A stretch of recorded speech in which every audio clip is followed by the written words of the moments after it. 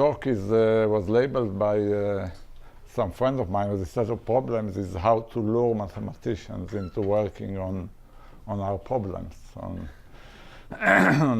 these lower-bound questions that computer science is so interested in and so bad at solving so far. So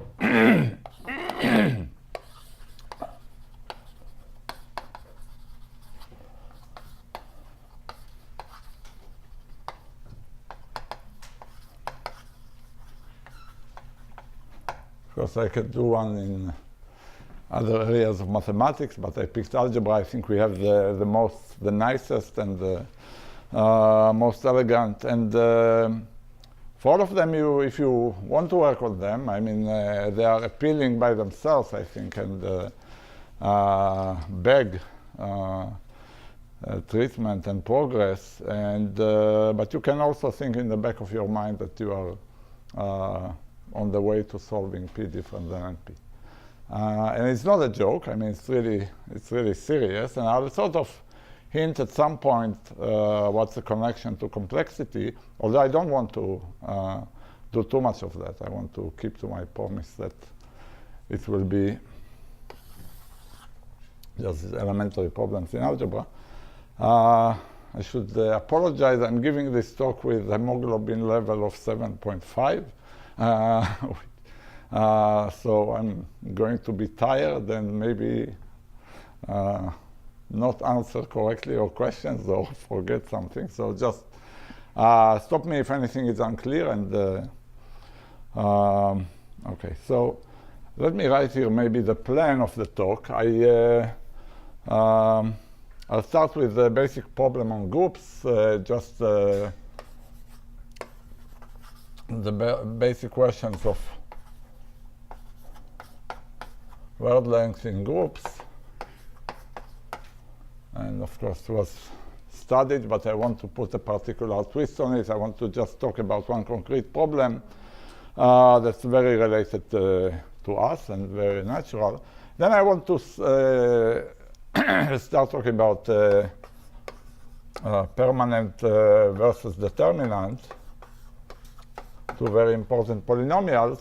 And I'll explain some background, a little tiny bit background in complexity, but I want to give three approaches to the main problem here, basically showing that despite the fact that the permanent and determinant look so alike, and despite the fact that we understand and can compute determinant very fast, this is not the case with permanent. Permanent is apparently very hard to compute.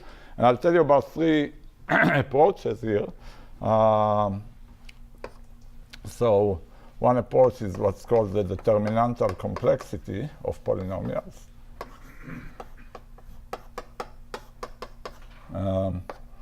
The other one is the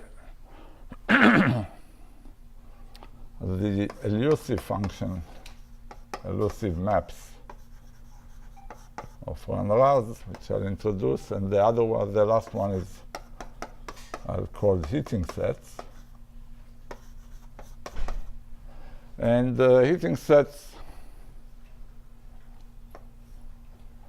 they will lead me to they will lead me away from the commutative setting into the non-commutative setting, and then I want to describe, still in the permanent versus determinant realm, but I want to describe another approach to a related problem, to a non-commutative problem, which is the sum of squares approach. And if I have time at the end, I'll talk about matrix rigidity, sort of back to this level of low-level problems. I'll talk about matrix rigidity. Again, I don't have to finish everything, although I would like to. But I want you to understand the problems, and that's the main thing. So one more preamble. I'm going to mention a lot explicit constructions. I would like you to exhibit something explicit for me.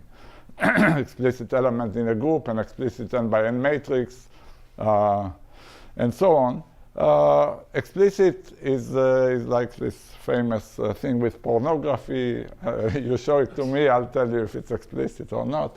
We have a definition in computer science. I'm not going to say it, but the important thing is I'm talking about asymptotics. Whenever you'll see parameters all over the place, I talk about a group, it's always a family of groups. I talk about matrices, I mean family of matrices of growing sizes.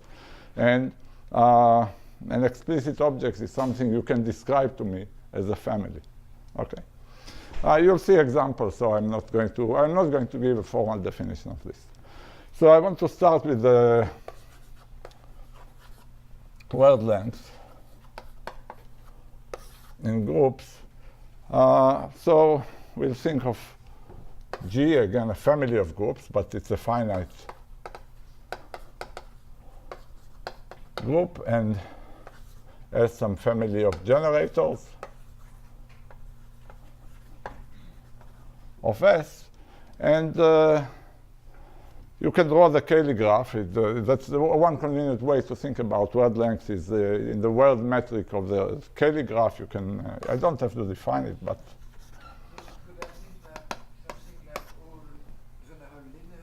yeah, I'll give you examples. I'll give you a few examples in just 1 second.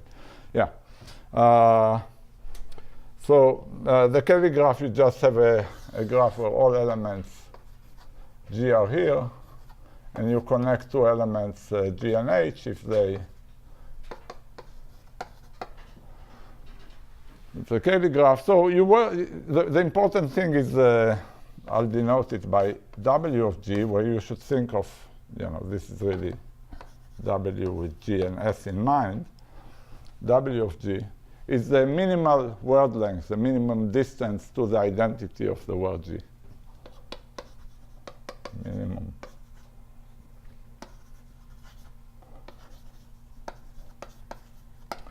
So how far can a word be from the identity? Well, it's the diameter of this graph. And the diameter of this graph is always at least the logarithm of G by the logarithm of S. Right? This is what we'll have if you had a tree, roughly. Right? And the problem I want to talk about is finding a witness.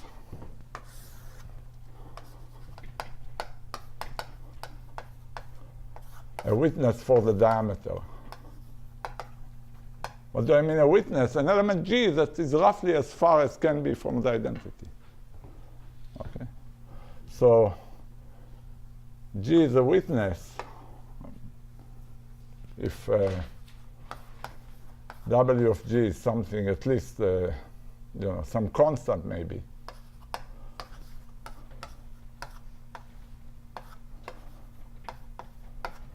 And in fact, even much weaker lower bounds will suffice, as we'll see in some instances. But I will just start with examples showing you that this is sometimes easy. And with some groups, it's really easy. And the groups we are interested in, it seems really hard. Okay, I'll give you 2 examples of groups that we are interested in. So my first example, and then you'll see what I mean by explicit, there'll be 2 other examples, is when the group G is SL2P.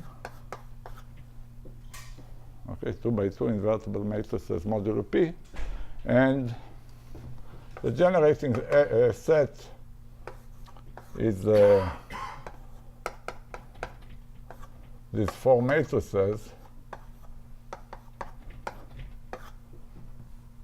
In fact, you can take any fixed generating set for all of them. What I will say will work for any generating set. That's just an example. Okay. So what's the diameter? Anybody want to see some life in the... What's the size of this group?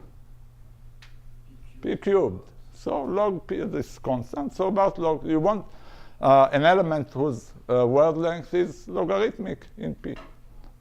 Okay. So you gave this lower bound for the diameter, but you seem to be saying that an upper bound holds as well. It's roughly the same. No, not necessarily. If you take the cycle, take Z mod n with plus minus 1. Right. the diameter is n over 2. It's not, no, that's, yeah, it's not necessary, but just that's all I want. Okay. I want even less than that, and you'll see that it's out. Yeah, good. More questions? Okay, so. Yeah, yes, very good. So Pierre solved this problem. So here, what's the witness here? Here's a witness. And so that's a very simple proof. So it's the same matrix for all P. You see, it's a family. And I want an explicit description. Here is an explicit description, 1, 1, 0, and I could write here 1/2, so it will look like just 1/2 mod P, which is, of course, the same as 1, 1, P minus 1 over 2. And I claim that this requires logarithmic length. How do you see it? It's very simple. Basically, if you define some stupid norm on elements of this group, namely if this is A, B, C, D, and we take all these A, B, C, D to lie between minus P minus 1 over 2 and P minus 1 over 2. Just any integer representation like this. It takes the norm to be A squared plus B squared, C squared plus D squared. Right? You see that the word length of GS is at most some constant, sorry, the norm. Yeah, the word length. Well, first of all, the norm. It's most some constant times the norm of G for any generator like this, because it just add and subtract. So to reach, I mean, till you get this far, there are no cancellations, so you need log P number of iterations. It's a very simple proof. It works for all P, so that's a witness. So that's the kind of thing I would like. Now let's see examples where we would like even less and we don't get it, and there are two examples I'll give you. Example 2.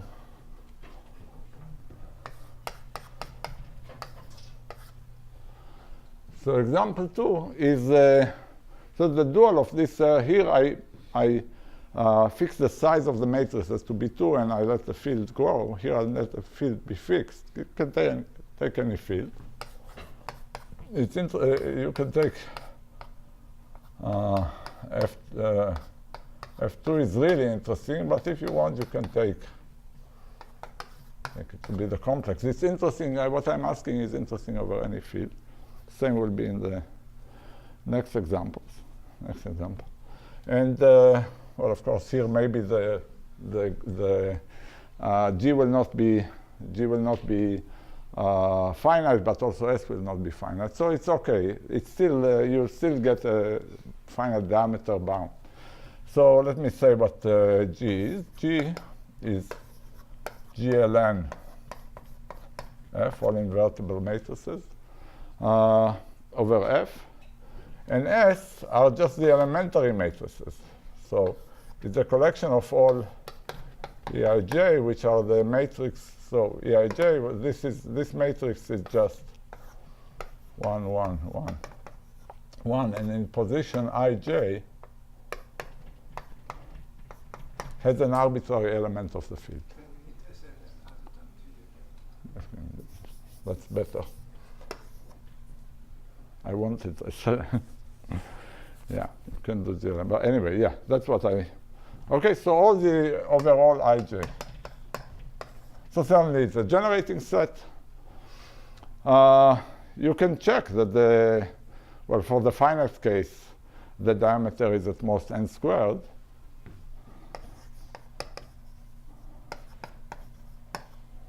This is in the finite case. In the infinite case, actually, it's interesting. For example, if I took here, I don't have to take field. I can put a ring here. If I put the integers, the invertible, then the fact that the diameter is at most n squared is a highly non-trivial fact by Yehuda Shalom, and it's used in proving the tau property for these groups where n is greater than 2. But anyway, I'm deviating. That's what we want to certify. We want to certify, well, maybe over GF2 I should be a little careful. Maybe it's log n. Greater or equal. We want to certify a large diameter. So we need an element. What's an element? A matrix in the field, so that when you write it out as a product of elementary matrices, which is just the same as doing Gaussian elimination on this matrix, how many Gaussian steps you need to do on this matrix to get it to the identity, it takes you something like that many steps. And the challenge here is find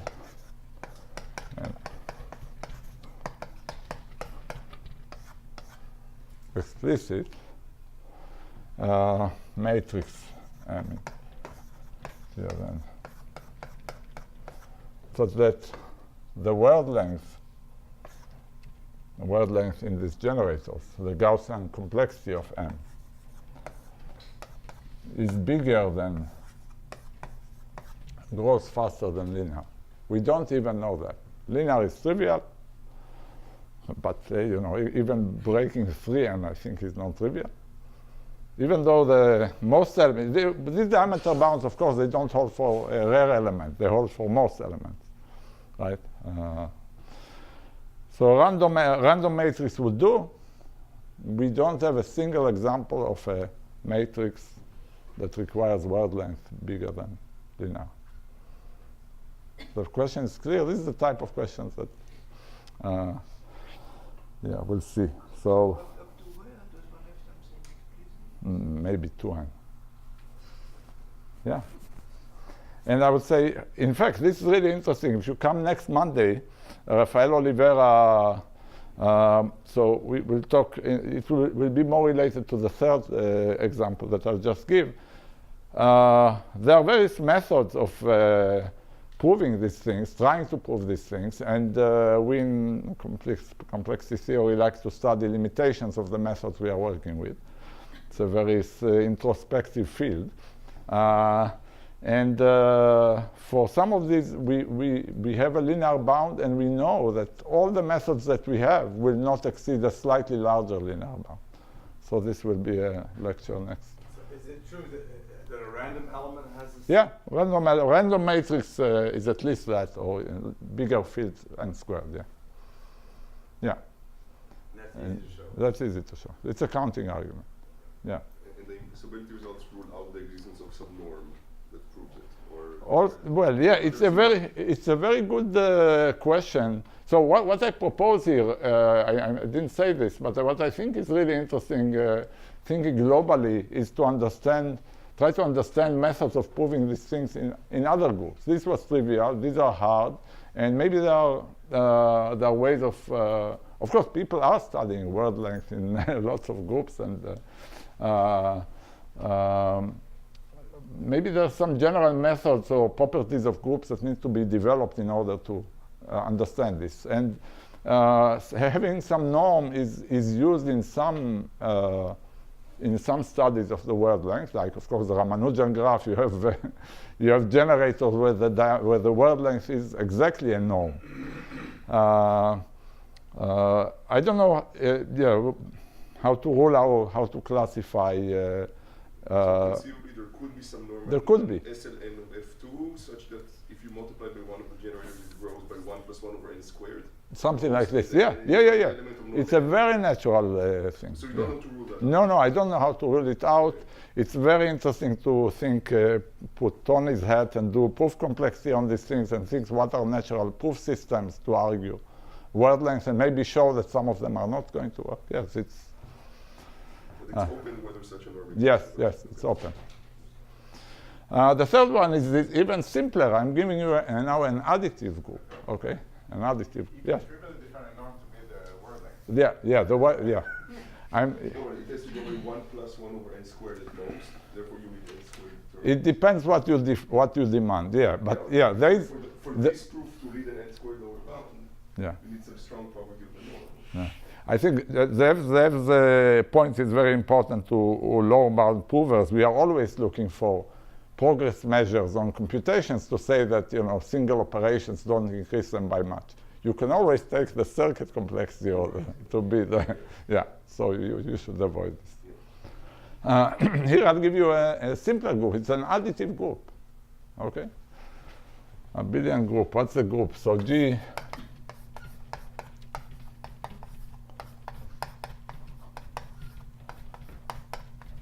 Fn, so 3-dimensional tensors over F.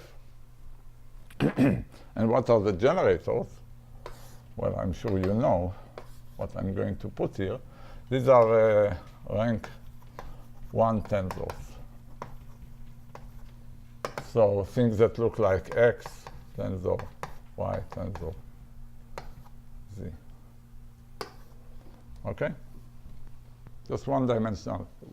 Just rank 1 tensor, outer product of three vectors. Okay? What do we know? Well, it's easy to see again that this is roughly n squared, well, up to some constant. So which method does one use? To prove this, just counting argument. Over a finite field, it's a counting argument. Over an infinite field, it's a dimension argument. It's very simple, very, very simple. Basically, it's n squared because in one coordinate you could put whatever you like. So it's really, yeah. Anyway, it's very simple, very good. So now what we want is exactly the same. Find explicit tensor T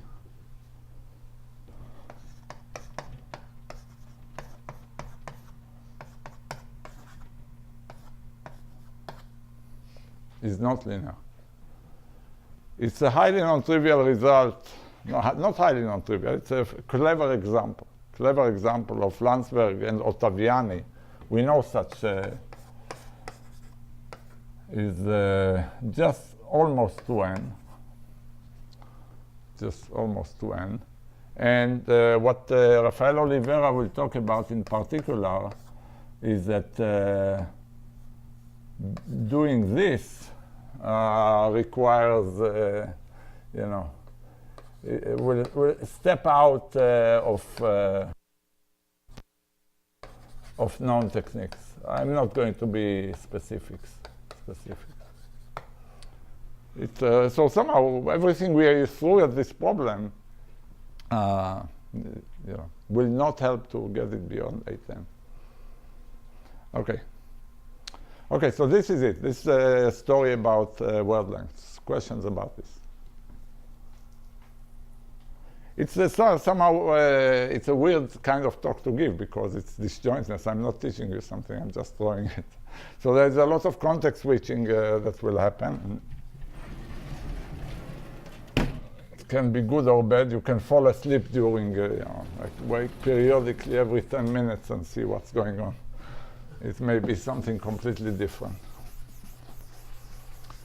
But now I want to talk to you about what's, I think, some of the really extremely interesting things that's been happening in the last decade and or more. And they all seem, so they are all connected to this permanent versus determinant question.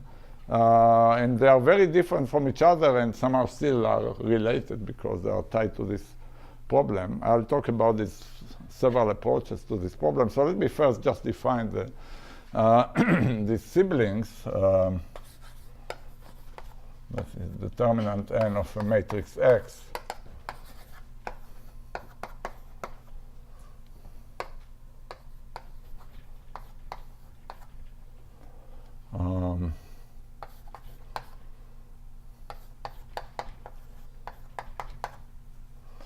And the permanent,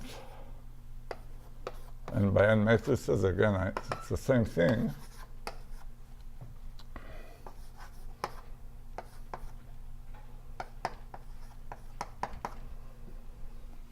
Okay, so permanent is the same as determinant, only it doesn't have the signs. These polynomials, determinant everybody likes and knows because it appears all over mathematics. Permanent, many people know because it is really tied to lots of counting, enumeration problems. In combinatorics, it's very important to statistical mechanics and to quantum mechanics and so on. And Valiant in the late 70s found a way to really explain why these are so important as opposed to various other polynomials we know. They are important because they are complete. They are complete for natural classes of polynomials. I'm not going to define these classes, but I'll tell you their names, VP and VNP. So this is Valiant P and Valiant NP. And so they're really, like in P and NP, these sort of capture easy polynomials. And this captures polynomials that are natural. We would like to compute them and understand them, but probably we can't. It's the analog of NP-complete problem. So this is a complete problem here. I'm cheating a bit, and this is a complete problem here. And what the big open question is, prove that these two classes are different. Now this challenge, proving that these two classes are different, is A, the algebraic analog of the P versus NP question, but B, it's formally easier than proving P different NP. So we might as well do this first. It should, you know, we have all the power of algebra to do this, so might as well do this first. And in fact, yeah, there are many more approaches we have to this problem than to P versus NP. So I'm going to describe this to you. But before I do, I just sort of, even though I'm not doing complexity and not going to define circuits, I'll say something about formulas, which formulas are completely fine, I'm sure, with mathematicians, or just expressions with addition and multiplication. If you, in fact, I've given formulas to these two polynomials. They are written down here. And the size of this, the size of these formulas are the size of this group. So n factorial, about n to the n. And you can ask what's the smallest formulas that you can, so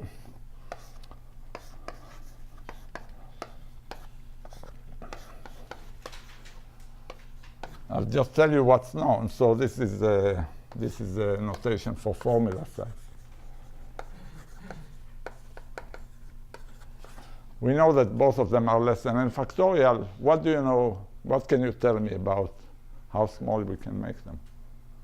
Anybody knows any upper bound that are better than n factorial? So size of a formula, I just mean the number of symbols. But for determinant, sometimes you need to know if something is 0 or not. No, just formally as a polynomial. I want you to write for me a formula that when you evaluate it, when you open it up. But always correct. Yeah, it's just identity. No. Determinant maybe the matrix multiplication constant? Is that to the omega? Or? No, that's for circuits. Let me start here. For the permanent, despite the fact that there are no signs, it's, if you think about the inclusion-exclusion principle in the right way, it turns out that this is at most something like n squared times 2 to the n. So there is something non-trivial to do. It's called the Reiser formula. And that's the best we know. But it's still exponential, and we believe it should be exponential. Nobody has, everybody believes that, computing this requires exponential size formulas. And this, I'll keep referring to this. We are going to have approaches to proving that this is not far from truth. Okay. Determinant, I leave it to you as a non-trivial exercise.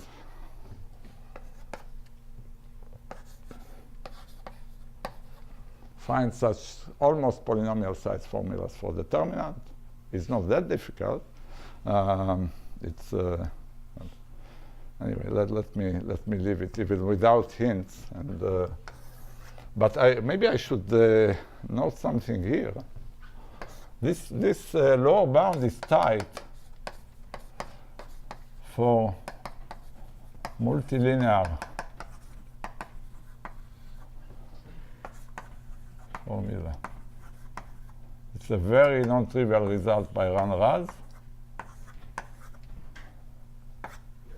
But no, of course not. It's very non-multilinear. I believe its multilinear formulas are exponential. Yeah, what does it mean? It means that so a formula has subformulas. All of them should be multilinear. Like here, it's a sum of monomials, and each monomial is multilinear. You don't see a power bigger than 1 on every variable. That's multilinear. So in a general formula, you are not allowed to use this. What's the answer to the question that it's the formula that gives n to the log n is not? This upper bound is definitely not multilinear. So what do you mean by tight? I'm saying that the bound,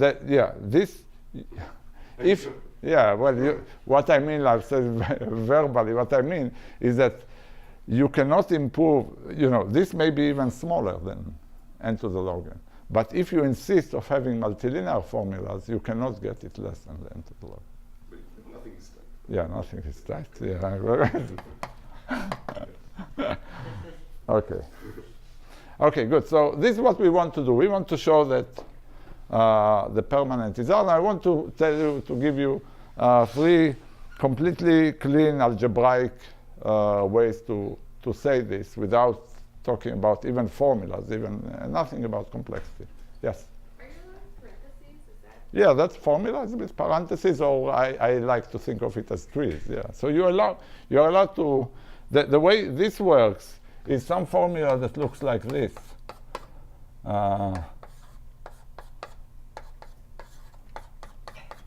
And here are the variables. So it's actually a polynomial whose entries are linear functions in the variables.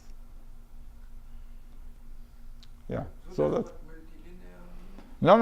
A multilinear just means that whenever you multiply things here, you want the out. So every node in this formula should produce a multilinear polynomial. So tightness means that there exists some multilinear formula that requires this many n to the log n.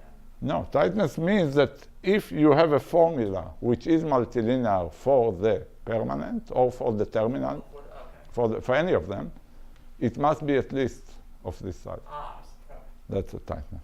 Yeah. So you're not allowed to multiply X by itself. formulas which involve non-disjoint sets of factors. Well, that's certainly you are not allowed to do that. But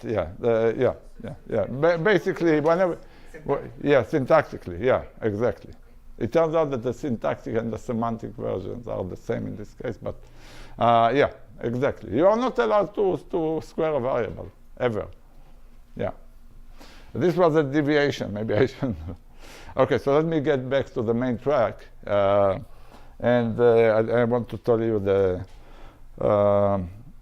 these 3 approaches. Excuse me? You allow, I should have said, you can put any constants in the field.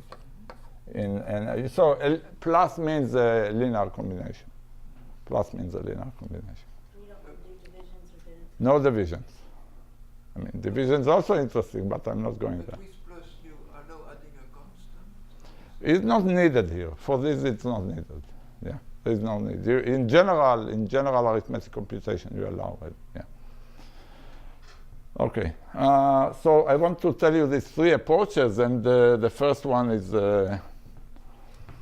3 interpretations of the producing a gap between permanent and determinant. First one is what's called the determinantal complexity.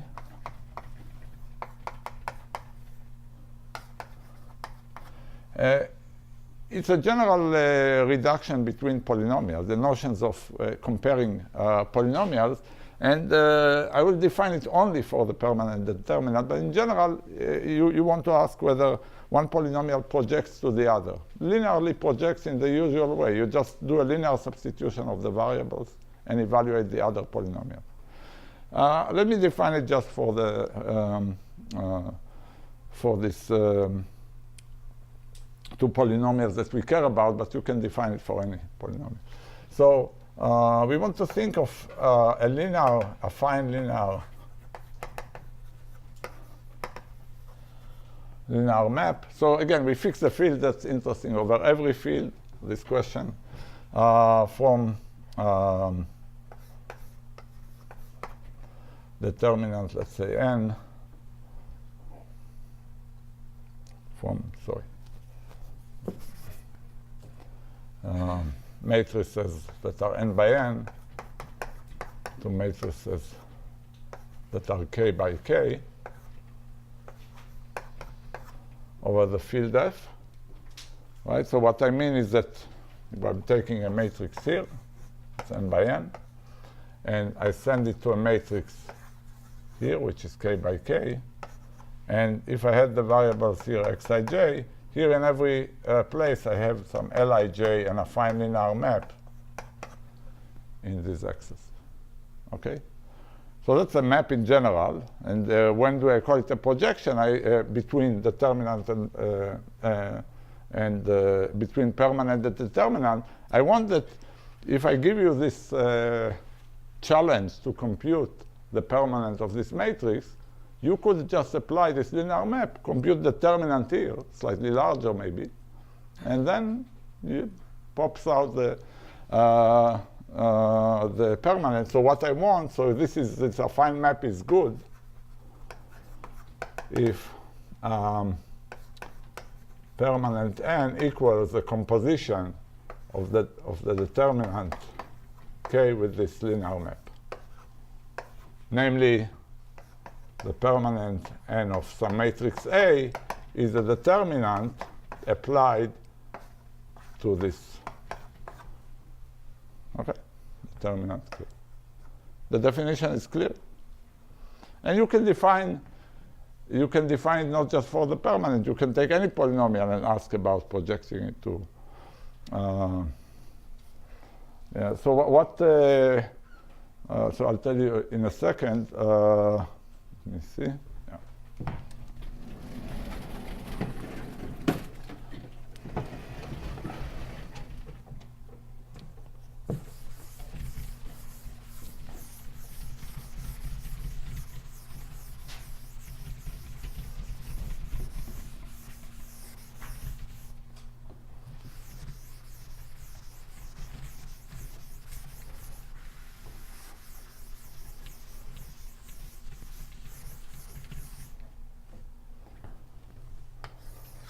Let me proceed here.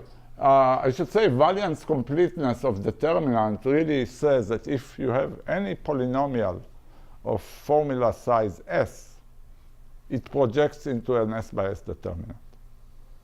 There's a linear projection into an s by s determinant. That's the completeness. So might as well compute determinant. But we are going to ask what happens with projecting the permanent to determinant. K, so we want this determinantal complexity of n is going to be the minimum k, such that a good L exists. Okay? So actually, Polya was interested in this, and he observed that sometimes you can do non-trivial things. He proved that DC of 2 is 2. There is no even blow-up, right? I mean, it's obvious. Permanent of A, B, C, D. It's just the determinant. So this is 2. A, let's say, minus B, C.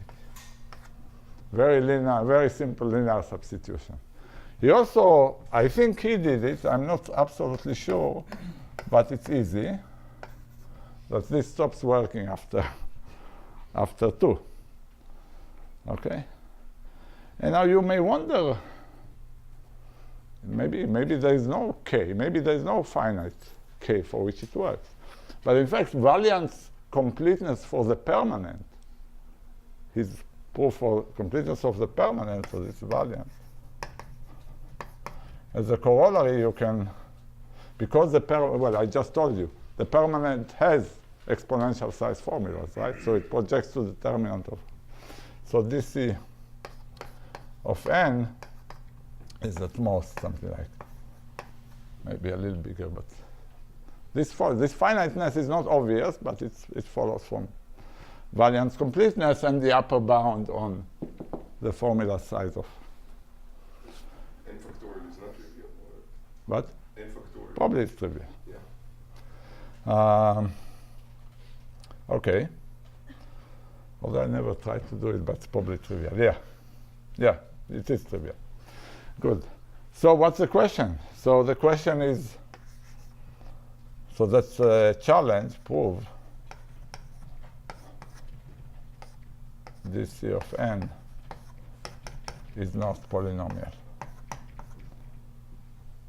And this by the two completeness results implies that the permanent is hard, or that VP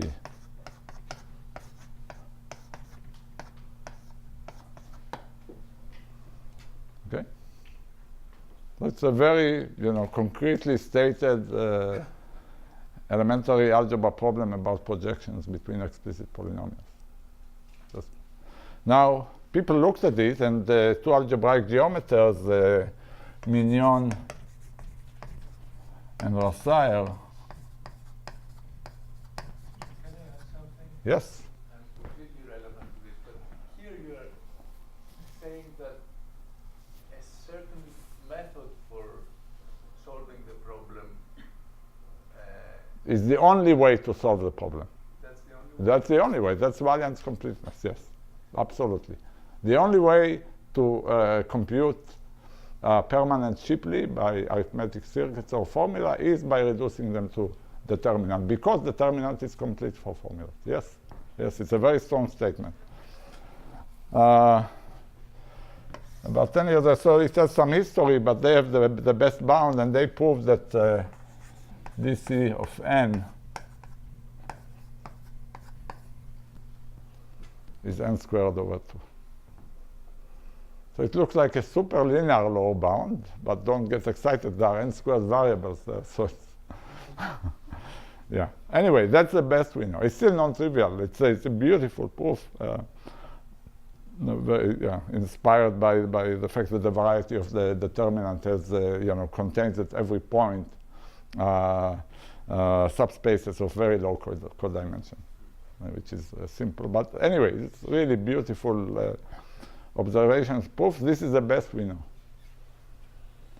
Okay, so. Any field of characteristic that Yeah, any field. Yeah, thank you very much. It's very important for all of this.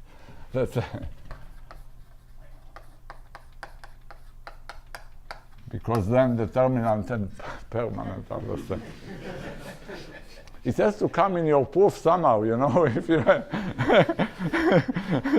if your proof does it for all fields, something is wrong. They have an explicit formula for it? It's not. It's a bound. It's really a rank bound. It's you look at the Hessian of the two polynomials, and it's a rank lower bound. And just you look at what happens to the Hessian when you compose it with a linear map, which is pretty simple, and it pops out.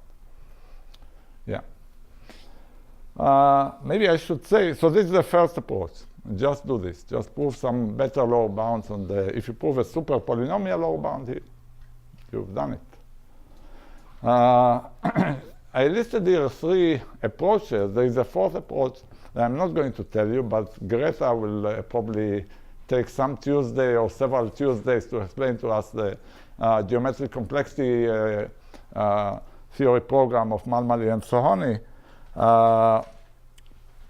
which takes this problem, uses the fact that both polynomials are very symmetric. In fact, they are defined by their symmetries in order to translate the problem into something that has to do with representation theory and algebraic geometry.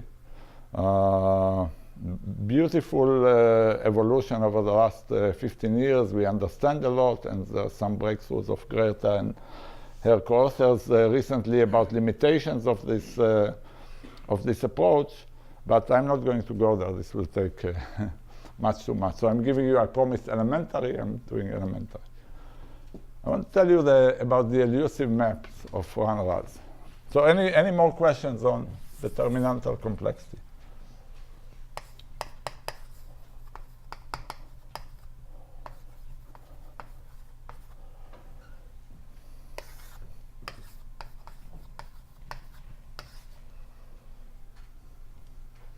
This should blow your mind. I mean, at least here, in this approach, you see the permanent, you see the determinant, you see we are trying to make some connections between them via this linear maps.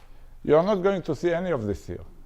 But I'm going to ask you a question, a very natural, simple question. And if you get it, then you prove that the permanent is hard. Okay, so it's about polynomial maps. So I'm going to look at, we are going to live in f to the n and look at various surfaces, images of polynomial maps in f to the n. I mean, those of you who prefer it should think of C. It's very convenient, but it's interesting over any field. The question is constant. Okay, so let me start with the obvious, well-known fact. The moment curve. I'm just retelling it the way Ran is telling it.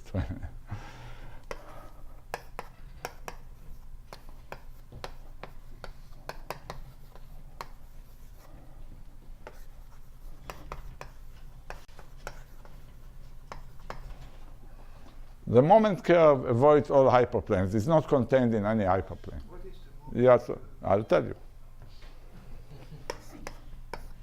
So here is a polynomial map. I want polynomial maps whose image lie here. So it's a curve. It's parameterized by one variable. So I should say this. Right first. So I'm looking here at the map from f to f to the n, a curve. And f of x, this is a moment curve, is this particular one. X squared.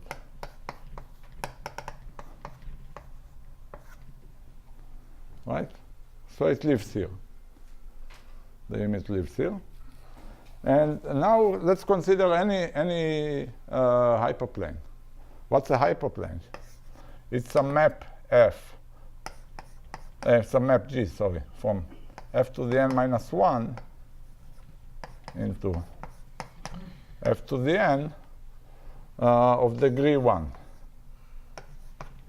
Right? So the image, right? So they're just, if I have here n minus 1 variables, I take various linear functions of them and I put them in the coordinates.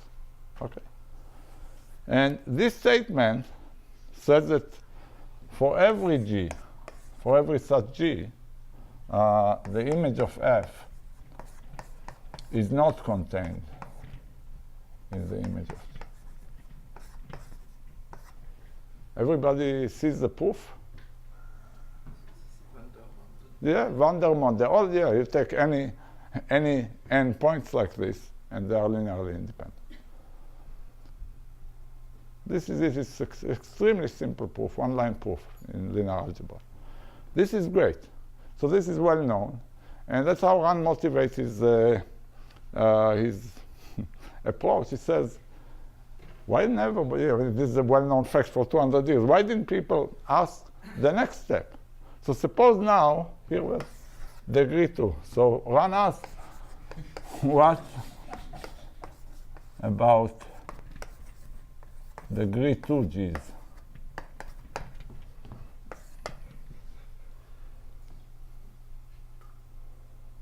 What about degree 2 G's? And here's the amazing thing.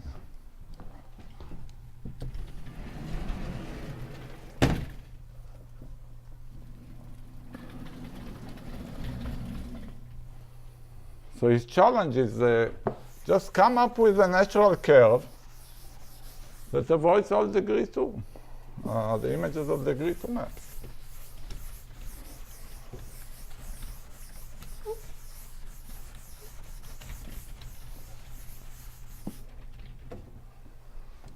So it's a challenge.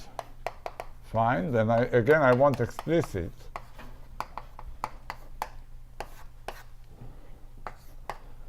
F.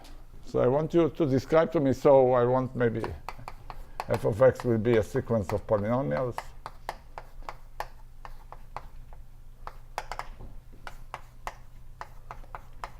So you should be able to describe to me these polynomials efficiently. I want the degrees of the all PIs to be some polynomial in n. Okay, so you can write for me the coefficients down. That's what explicit would mean. Such that for every g of degree 2, the image of f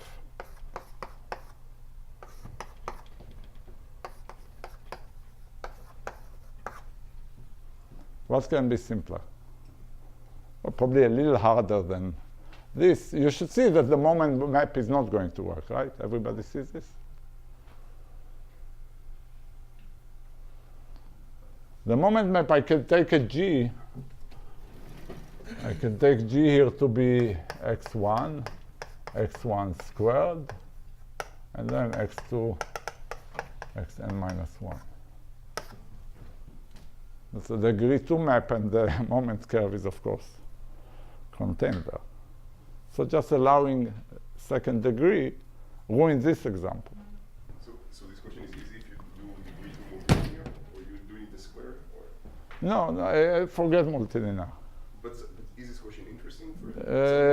I'm not sure I can answer you offhand. Yeah, I think it is, but yeah, I think you can translate things. But anyway, forget about it. Okay, it's a natural question anyway. The amazing thing is that this implies that the permanent is hard.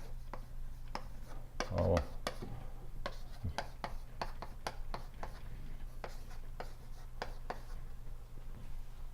if you find such a description, Ran can concoct from it proof that the permanent is hard. Why would you need explicit? Because you need to show that you are going to construct, you know, you challenge me, you say, oh, I have a short formula for the permanent. And the conversion of this permanent into a map that does this needs a description of the formula. It needs to be an efficient. You want a formula, but if I a formula or a circuit doesn't matter. Yeah, yeah.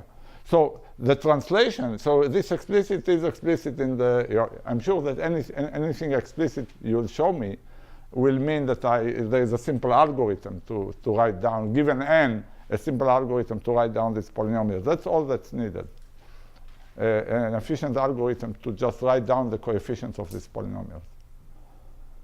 And this will generate for one a polynomial that has a high determinantal complexity, if you want. And therefore, by completeness, a permanent also does. So over the complex numbers, you can't cheat and take transcendental. You cannot cheat. So this, if you take transcendentals, you'll show it to me. I say it's not explicit.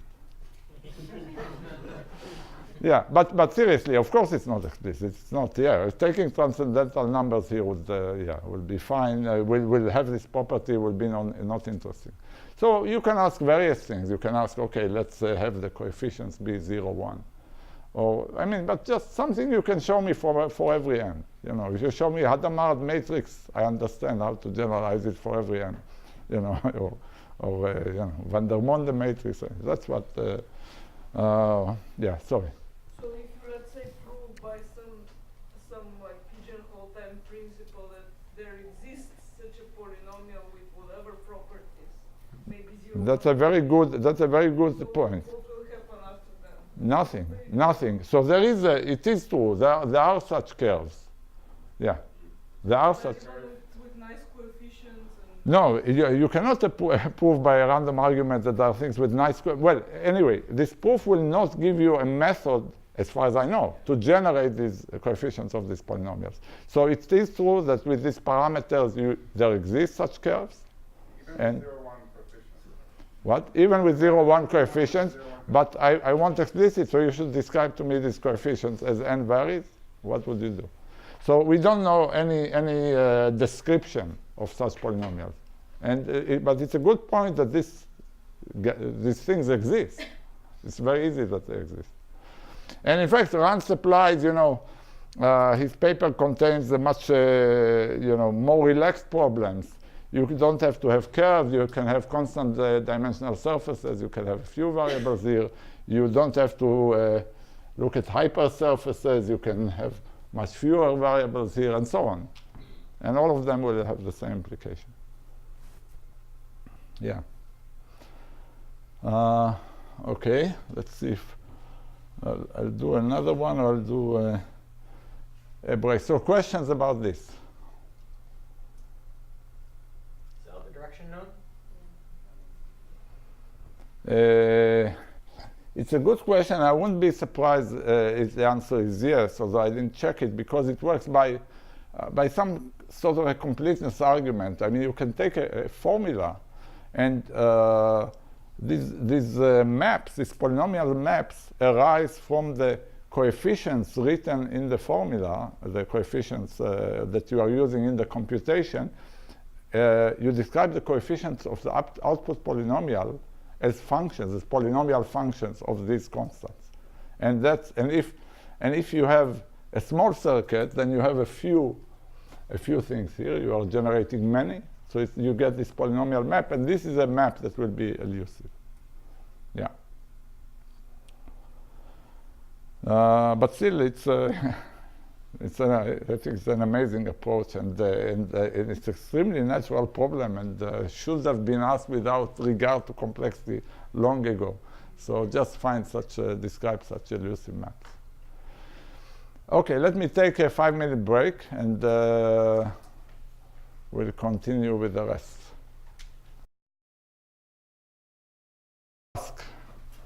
Will seem to have nothing to do with this question. And yeah, it's amazing that that's another approach. So it's this type of questions have occupied me a lot in the last few years, and I also want to tell you a little bit about this. But first, I really want to make this connection, and then we'll vary it a little bit. So I want to think of symbolic matrices.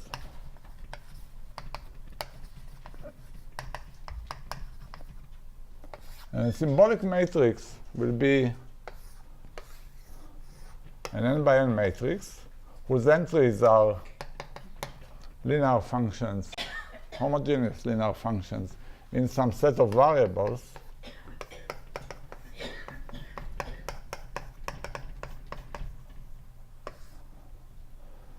Okay, I'm not going to worry much about this m, because for all the questions I'll ask, m is at most n squared, and so n will be my main complexity parameter. So I have an n by n matrix like this, and I want to point out, so again, we have an arbitrary field f. A matrix like this, which I will call L, or L of x, can always be described by the coefficient matrix for every variable, right? So I can write it as a1, x1, an, where these ai are in. So I'll always think of, if you think about, when I say A, I'll mean this tuple of matrices. That's a description of symbolic matrix. Okay.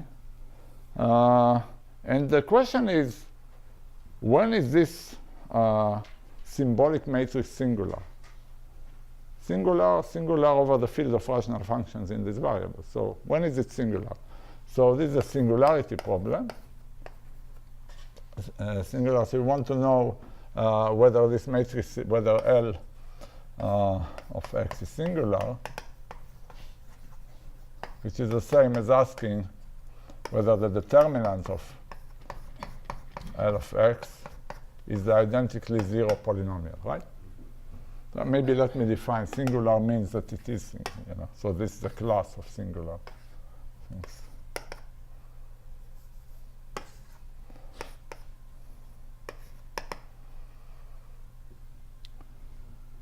So we want to know, when I give you this tuple, I'm asking you whether the symbolic determinant vanishes identically. And a particular approach to show this is to come up, I mean, we really would like an efficient algorithm, but if I'm restricting myself not to say this, it's just a set of matrices, just a set of, a set of vectors, assignments to these variables, that will simply be outside of the variety of any non-zero such determinant. So what I'm looking for is a heating set, it's H. It's just a subset of f to the m, so just assignments to these variables. Here you should think maybe it's any f, but maybe f large enough, maybe bigger than n or bigger than something like this. But field should be large enough for some of the statements I make, even though it's interesting. Some of them are interesting for any f. So you want a set of tuples such that if we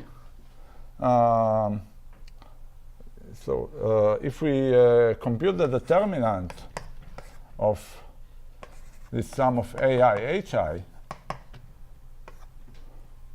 and it's 0 for every h in h, then this should mean that the determinant is identically 0. Okay, so this set of assignments will guarantee to us if we, For all A's? no, A is given. This is given.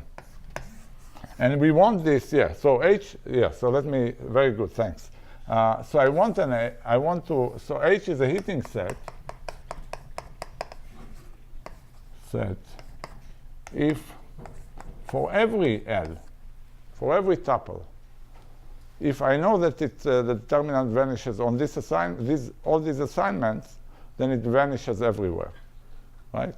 Conversely, if for some reason this has a non-zero determinant, it's a polynomial, it's a non-zero polynomial, this determinant, then one of these assignments will give me a non-zero value, will step out of the variety. Of course, a random collection of some such h's will do, and in fact, it's even stronger, and it's very simple. Let me restrict myself, maybe. So these are, let me actually insist, it's just for simplification, that I'm looking only at matrices with 0, 1 values. Okay, if you take matrices with rational values or anything you can describe even on the complex number, yeah, you could basically reduce to this case. So I'm interested just at symbolic matrices with 0, 1 coefficients for this. So it turns out that it's a simple fact that there exists, and in fact most, there exists such a heating set H, maybe n to the 10. In fact, if you pick such a set at random, it would work. Okay. And if your field is large, just pick integers, small integers. It's very easy. So there exists such a set. And so the challenge, as usual, is find an explicit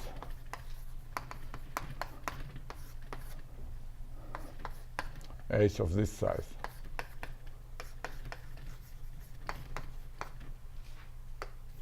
Here you're using the fact that the number of variables is also polynomial. Yeah. And it's no loss of generality. So find an explicit one. Again, it's a natural question. It's a natural question in lots of problems to find a certification of. I mean, it's a question really about algebraic identities and how to prove them. For particular L, the statement that the determinant is identically 0 is an algebraic identity, this statement. By Valiant, we know that it's actually the most general algebraic identity you can do, because every identity can be translated to this type of identity. So it's a very natural, very important class of problems. And we want this kind of certificate for singularity in this case. And so we want to find an explicit one, and it turns out, yes. I'm sorry, so f is infinite in fact? Right? No, f can be, n squared. Yeah, no, but I give you n. We start with n is 1,000, and then for every n, we can look at all fields bigger than n. Yeah, it's very natural for computer scientists, and but or you can look at characteristics too, but take fields of characteristics too of growing size. Yeah. So what's shocking news here? This is a result by Cabanets and Impagliazzo. Actually, their result is stronger. This simple result that I'm quoting was already noted. It's a simple one by Snow. They proved something much stronger, but even Snow observed it in the 80s. If you find such explicit thing, explicit I mean a polynomial time procedure to generate them. But anyway, explicit, I'm sure anything you'll come up with implies that permanent is hard.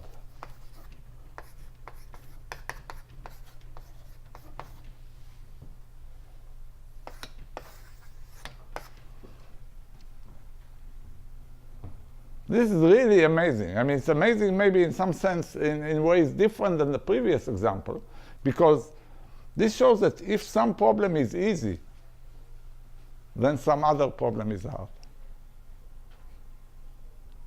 It's sort of pretty mind-boggling. I'll let you stare at it for a while. So when you say explicit age, you need a generation of... Yeah, I give you n. And you know which field you are in. Yeah, I give you n, you're on or the integers or something. And you give me, n to the 10 matrices that have this property. If you can do this, this can be converted like before. But it's a natural question. Of course, one can and maybe should look at this for maybe simpler polynomials than determinant, develop a theory of heating sets for multivariate polynomials that avoid varieties. Isn't it similar to the last example? There you want to define. It is similar, but the similarity is clearer to you, I think, than to some other people in the audience. It is similar. But you should, maybe similar in the sense that an easy thing applies, it is, You're right, thanks. And there's a converse here, or? There is a partial converse. There is a partial converse. Yes. You have to be careful. You have to be careful beyond what I want to say here. Yeah. You could define explicit and it's what's called black box simulations. You have to go into this. Yeah. Size of h. H is polynomial n to the 10. Give an example of an h that might work, something. Well, I could. For all these, something like a moment curve or another coordinate. Yeah, I mean, one can make up.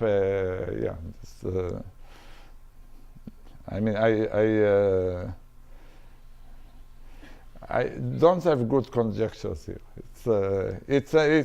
I could go into more depth here, but you just cannot take. Let's say you want only h's which are 0, 1. So I know you can take. Maybe I shouldn't say. There are natural, what we call pseudo-random generators, generating large sequences of bits, let's say entries of matrix from small ones. You take your small ones and you apply to them things that look sort of crazy, various polynomials in them, and take a few variables, apply all the small polynomials to their values and fill the entries. By the way, another one is to simply fill the entries with primes. Just take the first n squared primes in order, then the next n primes in order, then you take n to the 10 of them. Maybe they are good. It's possible. Yeah, why should they? Right? That would count as explicit. Yes, absolutely. Yeah. If I give you n, you tell me what to do. It's a very easy algorithm. Of course, it's explicit. All these numbers are small. You can test primality. You can test primality even for large numbers today, but even something like this. What's easy here, n to the log n, or what size is it? Exponential. Only so anything less than exponential? Yes, anything less than exponential will be interesting. Can you say a few words about the spirit of the uses the fact that something is easy to show that something is hard. It's kind of maybe convey the spirit of such.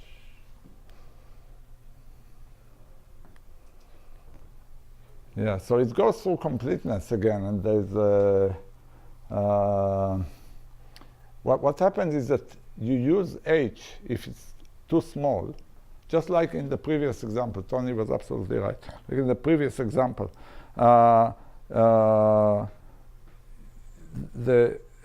this fact that it's a heating set, you use the fact that it's a heating set to generate from H the coefficients of a polynomial. It will not be the permanent, it will be some, but the coefficients of a polynomial, which does not have small formula.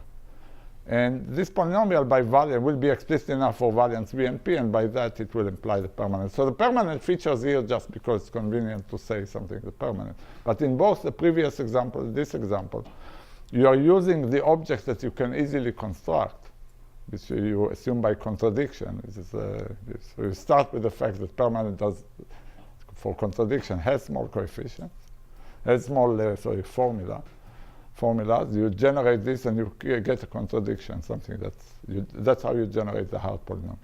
And then you return to the permanent. Basically, the easiness is putting a problem in VNP. It's the easiness, absolutely. It's putting the problem in VNP. Absolutely. That's a very good point. And VNP is just, I mean, I can say in a word, these are polynomials that can be obtained for those who have a natural think about enumeration problems. Or maybe I can write it down here. F of x1, you'll find it extremely natural, is in VNP. You don't have to look if you don't. If there exists a G on x1, xn, y1, ym, and m is, let's say, a polynomial in M. If you can find a polynomial with few more variables that is in VP, such that g of x is, f of x is a summation over all yi in 0, 1, just 0, 1. G. Right? So you just sum over all 0, 1 assignments here, and that gives you. So you have an easy polynomial that via this type of projection, enumeration projection, gives you the polynomial. So these are, and it turns out this, every polynomial people ever really cared about in statistical mechanics, enumerative combinatorics, all these things are of this type. They are extremely natural. I mean, some of them are not obviously like that, but they are all like that. So that's okay. So what did I want to do here? I wanted to tell you just a little bit about a non-commutative analog of this, and ask another question in algebra that is slightly less elementary than the rest, but I will explain the notions briefly. And so let me just ask the following question. And this is, so you have exactly the same setup. You have a symbolic matrix, and what you want to know is L of x singular when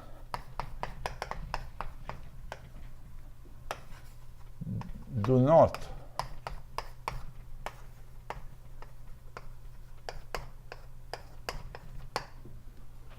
commute.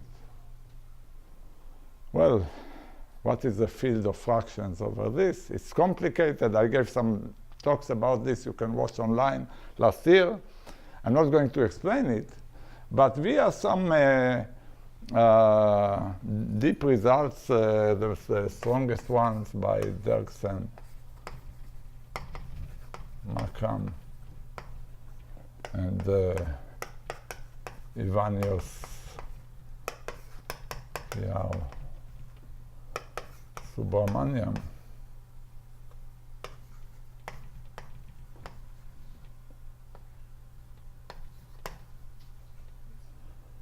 We know that you can apply the same heating set method to this question. So without defining what it is, I'm telling you that you can solve it, you can certify it, non-singularity, you can certify it with a heating set. So here you have... Witness would be matrices. Yes, matrices, exactly. So now H will be in matrices, so Mn of F. To the M, you need M matrices, right? So you need tuples of matrices, and what you would say, so it's a heating set. If for every L, exactly like before, we have what's written here, but now you need to put the determinant of the sum of AI, tensor HI, so these are tuples of matrices, right? So, but the important thing, maybe this is not obvious, this N here. Maybe I should put D here. So you need D by D matrices, they will witness it. And according to this theorem, D can be taken at most n minus 1, or n minus 1 if you want. So if these are all 0 for every, maybe I should call it still HI, for every H in H, so for every tuple of matrices, this is 0 just for this collection, then L of X is singular, is non-commutatively singular.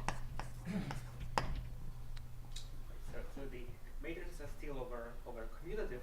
Yes, yes. Well, the matrices are constant. The matrices are constant matrices. Yeah. I didn't define this, so it's not sort of... Well, you're right, by the way. You can take them generic matrices in variables, if you want. But let me just avoid it. This I just said that there is an analog. This analog is captured exactly by this. So by the fact that, or now it's really a complicated theorem, this theorem really goes back. It's a special case of the fact that there is a finite D like this is really Hilbert's finite basis theorem. But, or finite generation for invariant rings that I'll talk in a second about. And then all these improvements, in particular the bounds on how big these matrices should be, the fact that they can be polynomially bounded. So this theorem says that there exists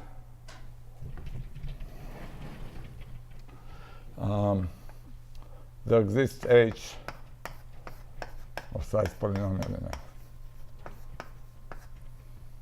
So there's a heating set of size polynomial in F. And we can find it. Ah.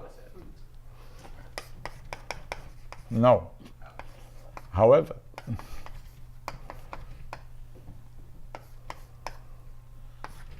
it's a challenge to find explicit H. Of course, if you could do it, finding explicit H will imply that, like here, would imply a polynomial time algorithm for. So if you have here an explicit H, there's a polynomial time algorithm to determine singularity. You try all of them. Also here, this will imply that. Yeah, I didn't write it. If we had this would imply that NC singularity has a polynomial time algorithm. But this is a recent theorem proved by Garg, Gurwitz, Oliveira, and myself in 15 for characteristic 0, and by IQS, the same IQS here, slightly afterwards for all fields. These guys. So this problem can be solved But it can be solved not in this black box manner where you just try all sorts of valuations of some matrices. You really need to look at the AIs and do something with them. And I want to say something about what you do with them because it's related to the next question, algebraic question I want to ask.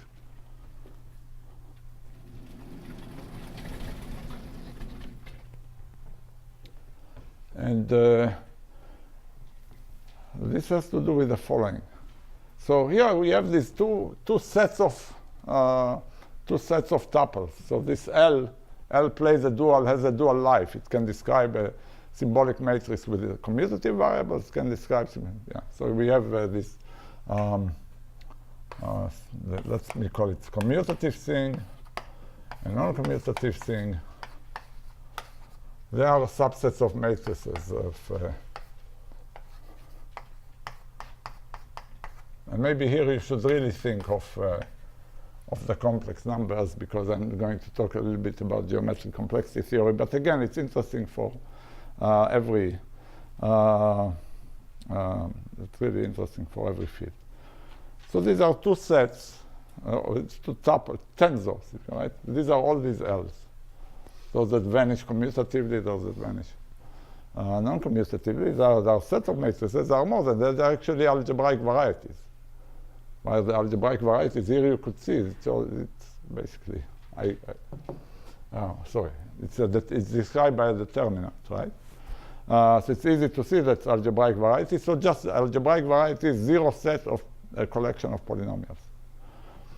And this is also an algebraic variety. This is far less trivial, but it certainly follows from what I had here, because you could describe it via determinants with coefficients that are matrices.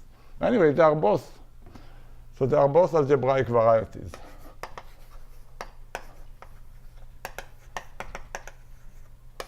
That's good. So, you know, that's, I want to get deeper. They are not just sets. They are not just algebraic varieties. Maybe there are special algebraic varieties. And it turns out that this is a very special algebraic variety. It's a null cone. It's a null cone of the action. I'll define this, of a group action.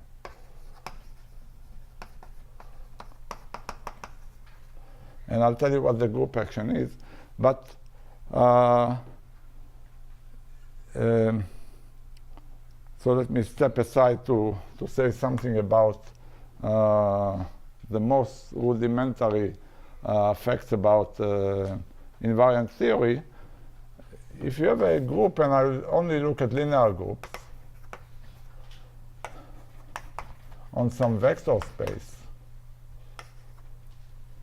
if a group acts on a vector space, then it also acts naturally on the polynomials. Maybe let me call them Z. Right? You just apply the linear transformations to the variables. So that's a group action in general. And when you have such a group action, you are interested in the invariance of these group actions, which polynomials do not change when we apply the group elements to them. So these are the invariant polynomials. They are denoted usually. So this is called V, the vector space. So f of V G is just a set of all invariant polynomials.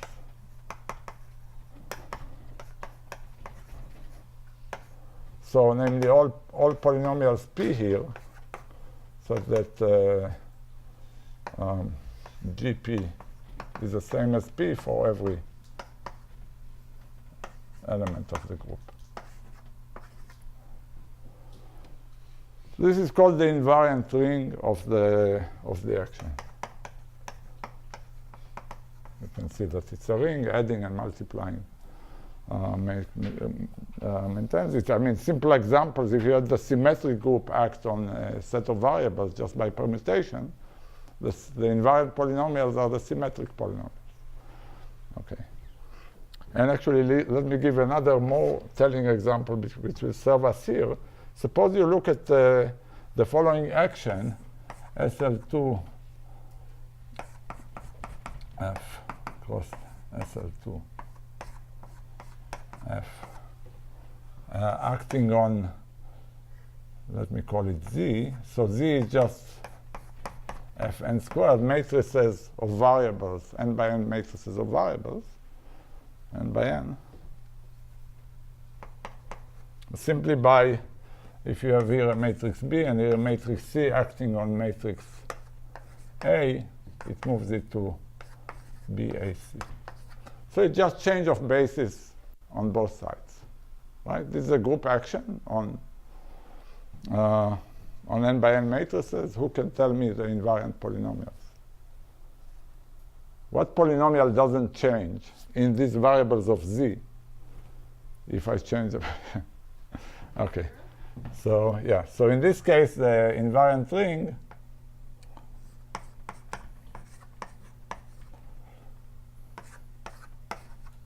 is generated by the determinant of Z. The determinant doesn't change, and it turns out it's the only polynomial that doesn't change. It's very good. So what happens here? So here I should separate the commutative and the non-commutative world in order to ask this question. The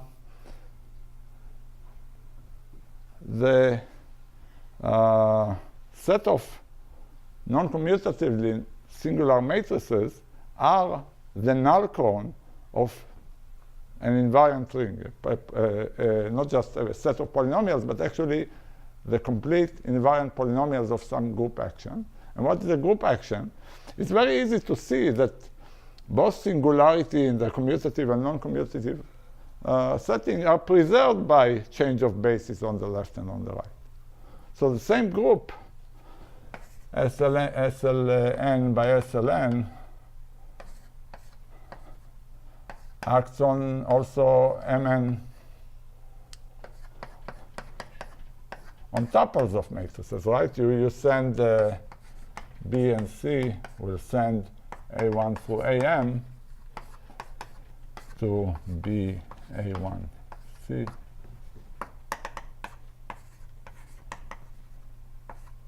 So there is a group action here. There is an invariant ring, which I will not write for you down, but it's sort of, you can infer it from what I said over there. There is an invariant ring, and the non-commutatively singular matrices are simply the zero set of all these invariant polynomials. And this is extremely interesting and extremely important because this is the way that we get this theorem. This is how we get this theorem. It is, this algorithm uses, sort of works along the orbit of this group. It's a scaling algorithm, goes along, it takes the initial tuple and converts it to other tuples that are easier to handle until you know whether it's singular or not. It is the first algorithm. So you would like, so we got it in polynomial time, and we would like to do the same in the commutative setting. We would like to find a polynomial time algorithm, maybe not a heating set. I asked the heating set because it's a clean algebraic problem. A polynomial time algorithm for this commutative singularity problem. And it turns out, and this is why I mentioned Cabanis-Inn Pagliazzo, that even if you do that, even if it's not a heating set, you still get almost that. You still get a lower bound. So it's really interesting. So why can't we apply it here? So here's the question. It's purely algebraic question. Is there a group, a linear group G? Of course, this group will have to contain SLN by SLN as a subgroup. Is there a group such that the invariant ring V is the same? So V, I should say V in both cases, in both these cases, V is F n by n to the m, right? We have m matrices, so there are m times n squared variables. So the null cone, so so this is the invariant ring, and we want C thing such that C thing is the null cone of this invariant ring. So, in other words, the singular matrices, symbolic matrices, are exactly these tuples of matrices that vanish on every invariant polynomial of this group action. And this brings a really, I was struggling with this for a while. I asked some of my friends that do commutative algebra, how do you prove that an algebraic variety is a null cone? How do you prove that it's not a null cone? In general, I mean, it's really interesting. So, of course, we know some things about null cones. They are not arbitrary, invariant rings are not arbitrary rings. They are Cohen-Macaulay rings, and maybe you can use that. Turns out you cannot use it in this setting to rule out the fact that it's a null cone. But I'm asking this is a purely algebraic question, and if the answer was positive, maybe we can use a similar type of algorithm that uses this structure, the invariant theoretic structure, to have a polynomial time algorithm for this problem, and therefore prove the hardness of permanent. So that's another challenge. Is there any, in generally speaking, you're either in a commutative world or a non-commutative world. But, you can sort of imagine things that kind of... Yeah, you have some algebra. You have some algebra with relations over this variable. Not much. There are several questions you can ask, and there are answers you could give that that are interesting in these cases. For example, I mentioned that the determinant and the permanent are different in complexity, right? You can ask the same question about the some non-commutative analog of determinant and permanent. You could ask. I'm not going to define it. And it turns out that once you move to a completely non-commutative world, they become equally hard. Determinant is as hard to compute as permanent. We don't know how hard, but it's as hard to compute as. And then you can ask, well, suppose it's somewhere in the middle, like you say. Let me have some. So it turns out that even if these are quaternion elements, these are variables, even then it remains hard. So variance reduction of the hardness of the permanent can be converted into a hardness of the determinant on 2x2 matrices. Yeah, so the entries are 2x2. This becomes already hard. Yeah, so there are questions like this that were looked at, and it is interesting.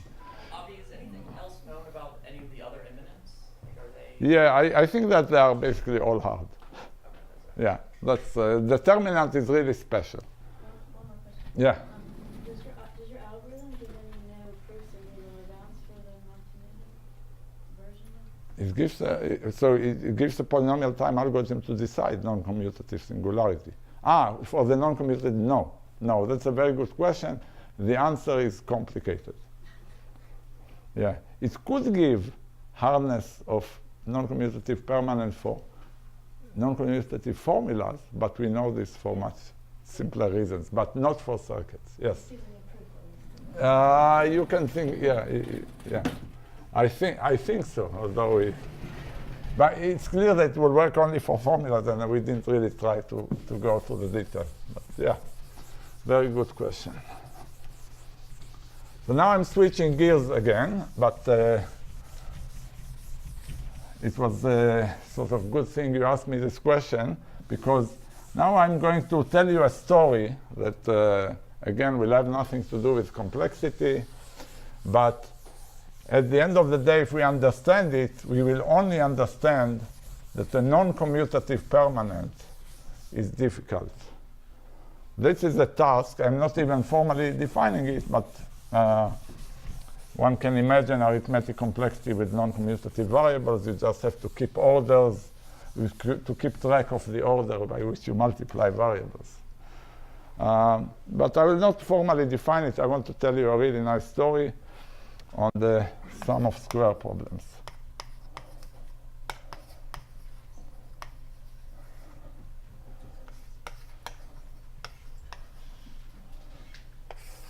Other computer scientists in the audience might think that this is a big hype area of the last decade or so, where there's a sum of squares meta algorithm that solves all the problems we want that we can solve, that encompasses maybe the most powerful algorithmic technique that we know.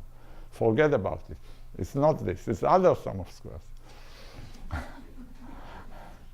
Sum of squares from algebra from the mid-19th century. The question is like this. Suppose here is a sum of squares. That's what I really mean, sum of squares, x1 squared. They are all variables, commutative variables.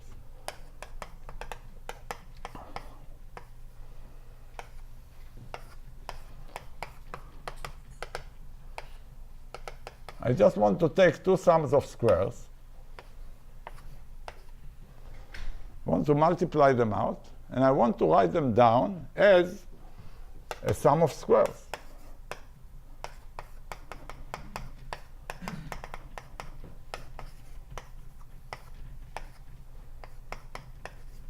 And I want to insist that these BI are bilinear in x and y. All right. That's the question. Can this be done?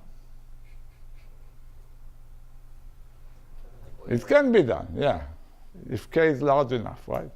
Open up the parentheses and you get, yes, of course the answer is yes. K is, so let me write it as k of n is the smallest k such that there is such an identity. Okay? It's clear that k of n is at most n squared, right? In fact, I'll maybe start using some, maybe, I can do it over the integer. In fact, 0, 1 coefficients will suffice.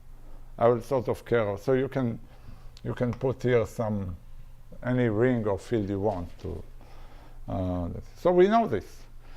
And let's look at some examples to see if we should believe that this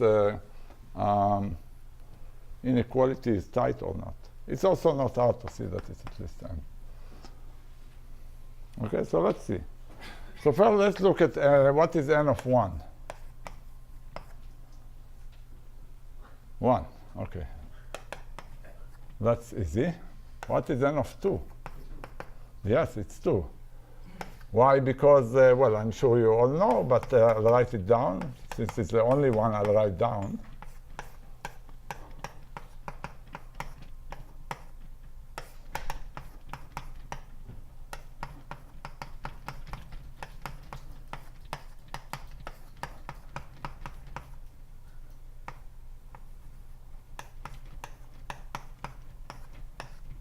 Everybody believes this? Yeah, so it's 2. You just need 2 of them, sum of just 2 squares. And then people looked at it and played with it. And in fact, Euler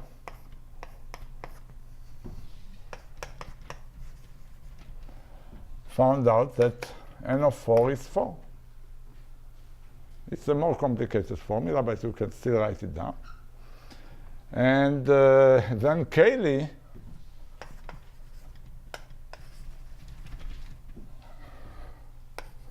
discovered that n of 8 is 8. So we want to conjecture something. Yeah, so then Hurwitz showed that this is the only ones. And of course, the algebraists here recognize the connection to division algebras. I'm not going to talk about this at all. For any other number except for these, n of this k of n, sorry. K of n is bigger than n. And people started asking, what is k of n? And actually, it's maybe I'll get to show you, or maybe not, some other ways to ask this question. But okay. Started looking at this, and you can make some interesting observations. First of all, if you use not too sophisticated way Clifford algebras, then you can actually see that even with integer coefficients, this is the upper bound can be much better. Not much better, but n squared over log n. Okay. And so what's going on? What's the hardness? Then is there a hardness result? So here's the only hardness result. Well, okay, there will be two. I'll show you. There's a theorem they call the James theorem. It uses algebraic topology. It's highly non-trivial. Maybe I should say, maybe I'll just say it verbally. This looks like a, I don't know, formal, I mean, it's almost linear algebra question. There's a way to ask it sort of more topologically by asking for a bilinear injective map from a product of two spheres to a sphere. Right? This is the product of two spheres. That's a sphere, and you ask what's the smallest dimension for which you can have this. It's equivalent, and that's how James look at it. You can ask what? Why injective? Why injective? Injective. You think about it. Yeah, that's without. I mean, what? Sorry, I'm sorry. What do I mean? No. Thank you very much. Thank you very much. Not injective. Not injective. Yeah. Bilinear map. Yeah, the image should be in the sphere. Yes, that's all. That's thanks. Very good. Yeah, so that's how James does it. And he was concerned with it, and yeah, what people mostly look at is the real numbers, and he proved that k r of n is bigger than 2 minus Lil log 1, just a constant factor. And we don't know better than this. That's about 20 years, I think. We don't know. And I can tell you this is not the right way to get a bigger constant, the way it's doing it. But yeah, I don't know what's the right way. And then, in this paper with Rubesh and Yehudayev,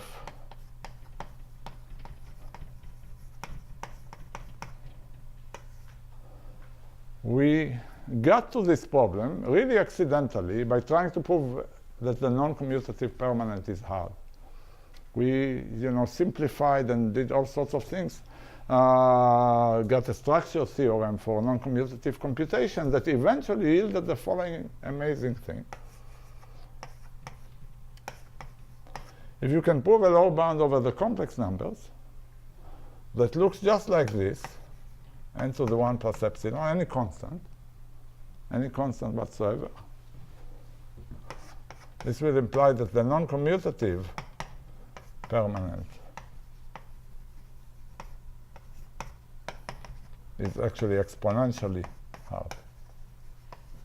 So this open problem that we don't know how to solve, it's easier than the commutative setting, just proving that even in non-commutative computation, permanent is hard, will follow from this very natural, simple question about sum of squares, just writing a product of sum of squares is sum of squares. And just get any, advantage over linear. Formulas we know circuits. If you have it just will imply that if you have a non-commutative circuit for the permanent, it must be some 2 to the constant times n. And the constant will depend on this epsilon. So actually, just to get super polynomial, you need much weaker lower bounds here. Even maybe n times polylog would be sufficient. Bigger than n times polylog would. So that. And what's the best lower bound in case of C, or the complex number? No. None. None. Yeah. No constant. I don't even think that this method generalizes. But I'll tell you something that we did prove. So we started looking at the easiest thing. So sort of maybe encouraging news.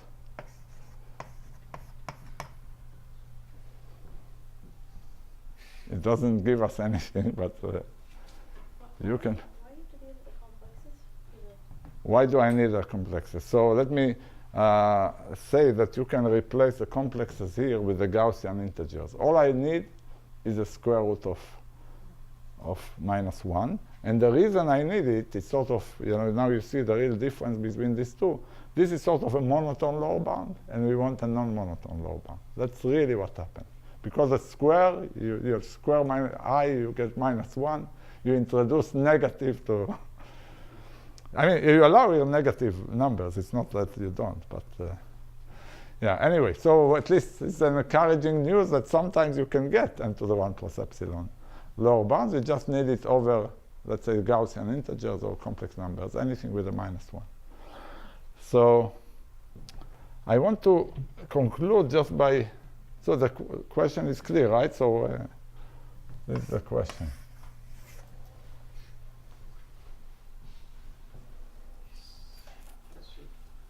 In the thing you did prove was, is that by explicit anything? Or? It's a reduction. It takes an arbitrary non-commutative computation of the permanent, and it creates from it, if you have a small one, right? If you have a small computation, it creates for it a small representation of the sum of squares. Yeah, it's extremely complicated, elaborate, and yeah, I mean, it's really, the last thing I'll show may give a hint of a relation, because this is one of the things that follows from this simplification. Yeah? Does it have to do for the product of the sum of squares, or for any degree 4 kind of thing? I think that maybe yes, but I don't know. We didn't, yeah, it's a good question. I'm not sure what the answer is.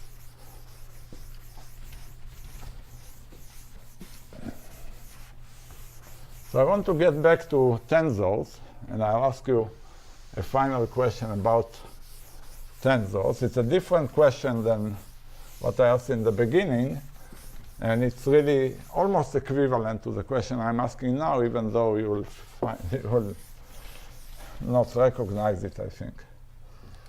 But that's again from the same paper. It follows from this structure theorem for non-commutative computation. So I want to talk about tensors. So I'm going to, so my tensors will live in, it's interesting for every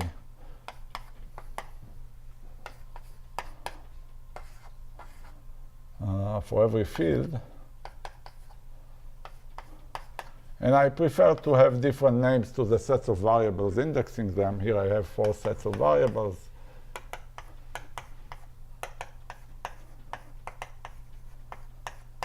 Each of size n. So I'm a 4-dimensional tensor, n by n by n by n. Okay? These are my tensors. And I want to talk about flattenings of tensors. This is by far the most convenient, or the only way known to attempt proving lower bounds on ranks of tensors. But I will not even need to define rank of tensors here. I want something more specific. Let me tell you, first of all, a particular... okay, so... I now want to talk about 2 flattenings of 4-dimensional tensors. Flattening, it means you squish it to a matrix. And the question is which coordinates you take to the rows and which coordinates you take to the columns. I want to talk about x, y, z, w, and about t, let's say y, z, w, x. So this will be n by n squared by n squared. Everybody's with me? Right? You just create from a 4-dimensional tensor n by n by n, you create. You can create these 2 tensors. So just an exercise to see that we understand the notation. Let me look at a particular tensor. That's the tensor I care about. It's the sum of I, j. I'm going to write it explicitly as an n squared rank tensor. xi, wj, xi, yj, zi, wj. Each one of these is a rank 1 tensor, obviously. I take the sum of n squared of them. I get a tensor that I call T0, a particular tensor. right? So tell me what is T0 when I flatten it.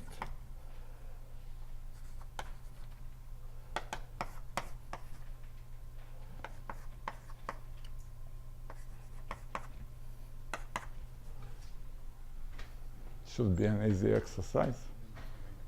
Yeah. It's the identity matrix.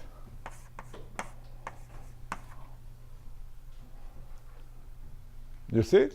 I mean, it's just you either take this ij and it matches this ij, or take this ij and match it. Okay, so it both illustrates what this flattening is, and also I care about this tensor in order to ask my question. So the rank of these flattenings is obviously n squared. But that's not the rank I'm interested in. I want you to find for me, to write for me T0 as T1 plus T2. And I want you to minimize, so I want you to minimize, okay. I want you to minimize the rank of T1 xy dw plus the rank of T2 yz wx. I want you to minimize subject to this T0. Right? So if you take one of them to be 0 and the other one the identity matrix, that's one way to do it, but then the rank is not so small. It's n squared. So here is a really interesting thing, that if you want a way to get this lower bound,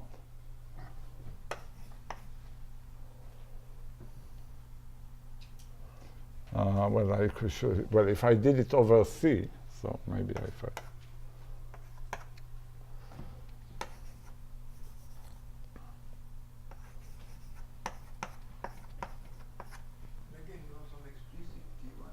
No. I gave you T0 was the only explicit thing. That's the only thing I need. No, I'm asking you I'm challenging you to find a partition that will give small rank. My conjecture is that you cannot. If you can prove a lower bound on this minimum, which is n to the 1 plus epsilon, you are done. No, so the reverse inequality. Yeah, reverse. Minimum. I want you to prove, this is what I want you to prove. Well, yeah, sorry. Yeah, let me say it like this. Prove that this is n to the 1 plus epsilon. And this will imply that also k c of n is greater than n to the 1 plus epsilon. So there is a connection between this mysterious thing and the sum of squares. And this is by far, I mean, for those who know into tensors, know a lot about flattenings, and in general you need many flattenings, and you try to combine them in very clever ways to prove lower bounds on ranks of tensors. It's just, maybe it's the simplest I know, just two tensors, two flattenings, get a lower bound this way, and this will have a nice prize. Okay, I think I'm done.